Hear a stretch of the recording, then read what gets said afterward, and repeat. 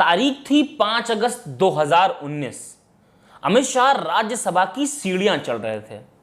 तभी सबके मन में उथल पुथल मची हुई थी कि कुछ बड़ा होने वाला है। हुआ भी वही। आर्टिकल 35 है और आर्टिकल 370 को वॉइड कर दिया गया। लेकिन उसके बाद क्या? ये दावे किए गए थे कि कश्मीर का अब असल मायने में भारत में इंटीग्रेशन हुआ है। कश्मीर की अब सारी दिक्कतें हर ली जाएंगी। उसे असल में जन्नत बना दिया जाएगा।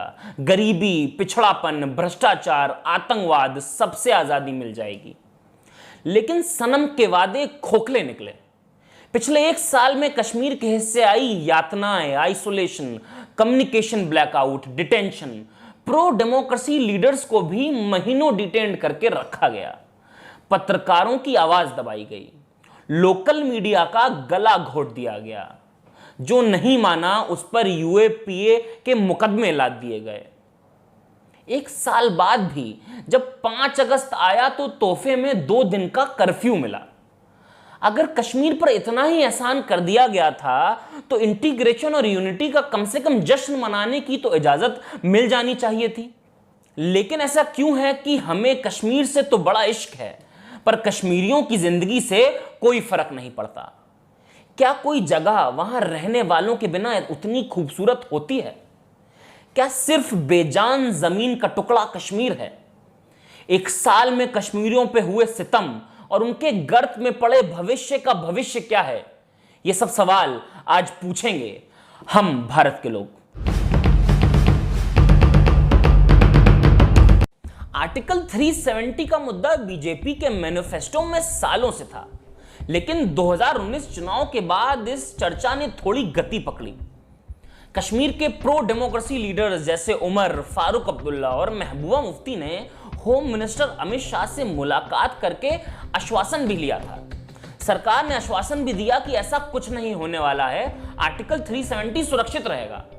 लेकिन 3 अगस्त को घाटी खाली कराई जाने लगी और तब भी झूठ बोला गया कि अमरनाथ यात्रा पर टेररिस्ट थ्रेट की वजह से ऐसा किया जा रहा है। कश्मीरियों को धोखा दिया गया। 4 अगस्त को जब कश्मीर की पॉलिटिकल लीडरशिप लामबंद होने लगी तो सबको हाउस अरेस्ट कर लिया गया।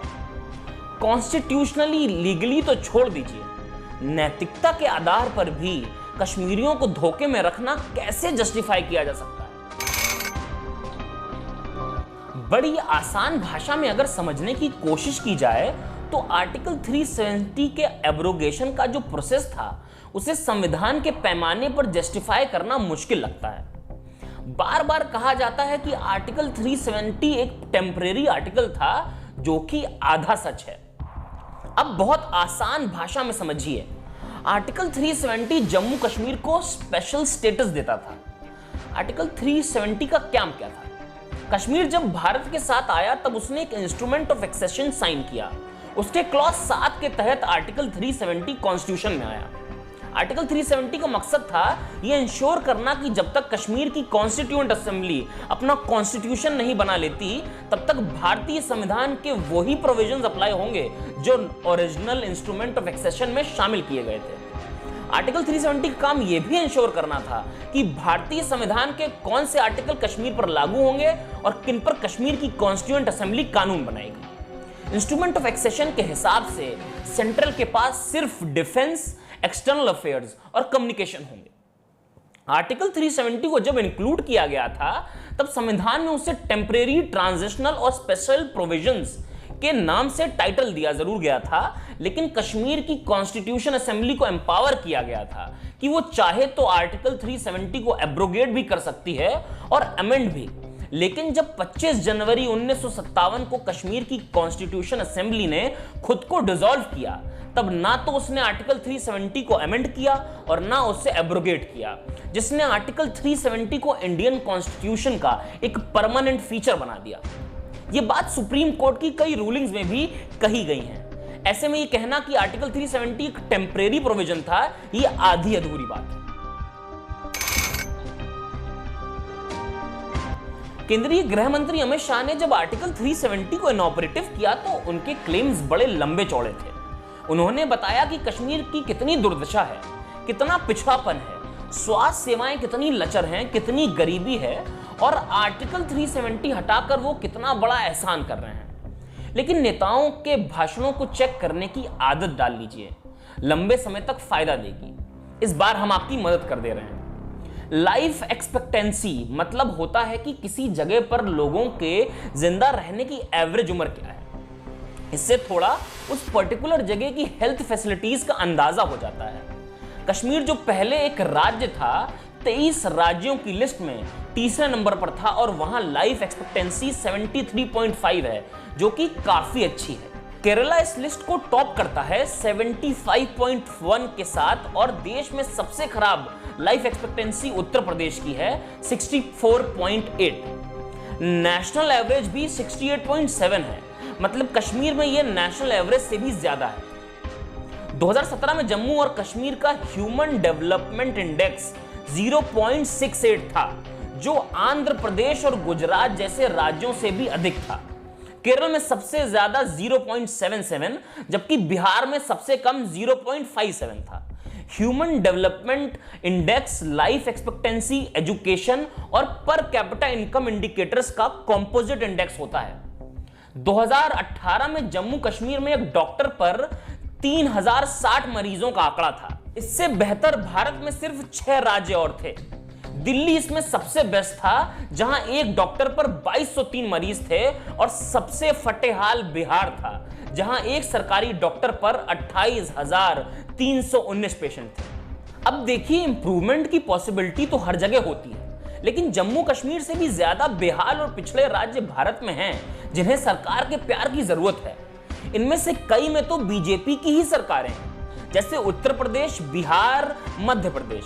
लेकिन लाड़ प्यार बेचारे कश्मीर को ही मिल गया।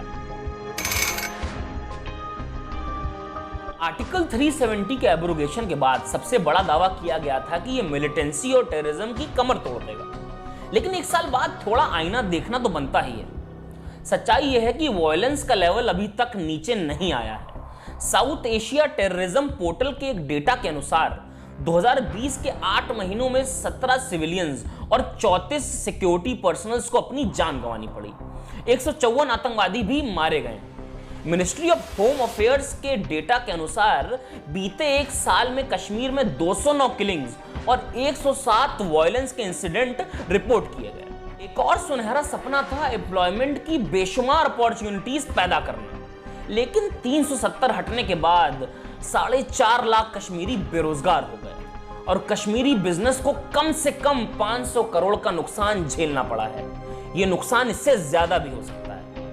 एजुकेशन का हाल भी कुछ अलग नहीं है। 8 महीने बंद रहने के बाद फरवरी में कुछ स्कूल्स खोले गए, लेकिन कोरोना लॉकडाउन के बाद वो फिर से बंद कर दिए गए। कश्मीरी स्टूडेंट्स के पास ऑनलाइन क्लासेस का भी ऑप्शन नहीं है, क्योंकि वहां अभी सिर्फ 2G इंटरनेट सर्विस बहाल की गई है। कश्मीर में 365 दिन से ज्यादा से या तो इंटरनेट बंद है या रिस्ट्रिक्टेड है। ऐसे में जहां पूरी दुनिया में कोरोना वायरस की अवेयरनेस एक क्रिटिकल एस्पेक्ट था पैंडेमिक से डील करने के लिए, कश्मीरी बफरिंग देख देख कर अपना सर फोड़ने के लिए मजबूर थे। सुप्रीम कोर्ट ने जनवरी की अपनी रूलिंग में यह साफ कह दिया कि राइट टू इंटरनेट एक फंडामेंटल राइट है और देश के किसी भी नागरिक को इससे वंचित रखना उसके मौलिक अधिकारों का हनन है। लेकिन जम्मू कश्मीर एडमिनिस्ट्रेशन ने उल्टा सुप्रीम कोर्ट को ही ज्ञान दे दिया कि right to internet fundamental right होता ही नहीं। कोरोना के इतने महीनों बाद भी अभी कश्मीर में 4G इंटरनेट पर बैन है और कम से कम 19 अगस्त तक ये रहेगा भी। म्यांमार के बाद ये दुनिया में किसी देश द्वारा इंटरनेट पर लगाया गया सबसे बड़ा शटडाउन है।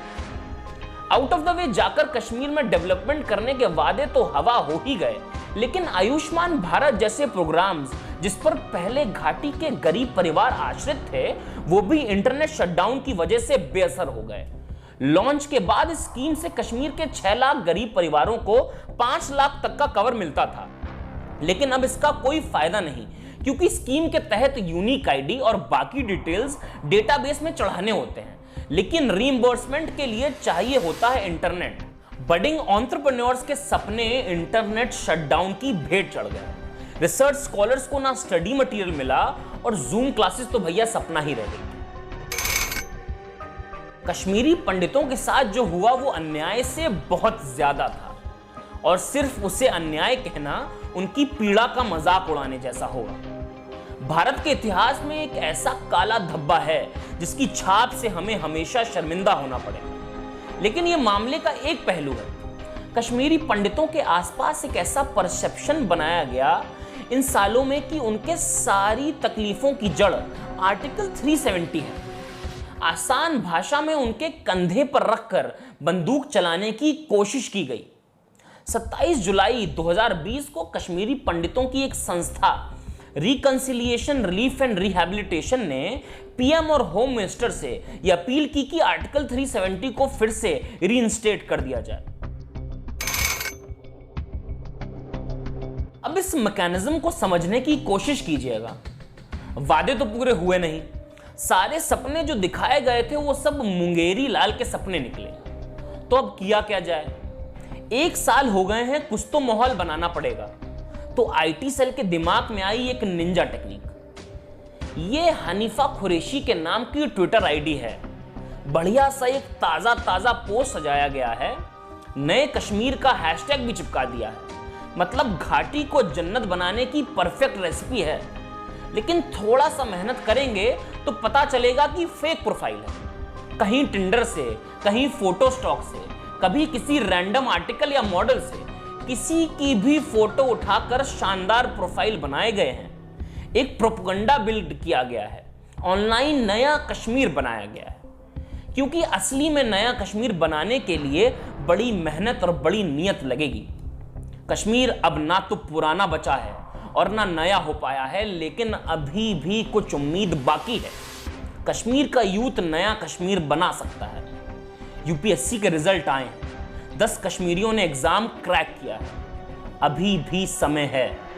अगर बेजान जमीन के टुकड़े की जगह वहां रहने वाले इंसानों की फिक्र की जाए तो नई सुबह हो सकती है, सूरज निकल सकता है।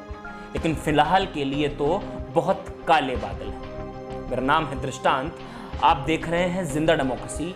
कैमरे के पीछे हैं ऋग्वेद। अलग अलग मुद्दों पर हमारा टेक, हमारा काम अगर ठीक ठाक लगता है तो हमारा साथ दीजिए। इंस्टाग्राम पर हमें फॉलो कर लीजिए, फेसबुक पर हमारा पेज लाइक कर दीजिए और यूट्यूब पर कृपा करके हमें सब्सक्राइब करके बेल आइकन दबा दीजिए। अगर साथ प्यार मिलता रहेगा तो कारवां लंबा चलेगा।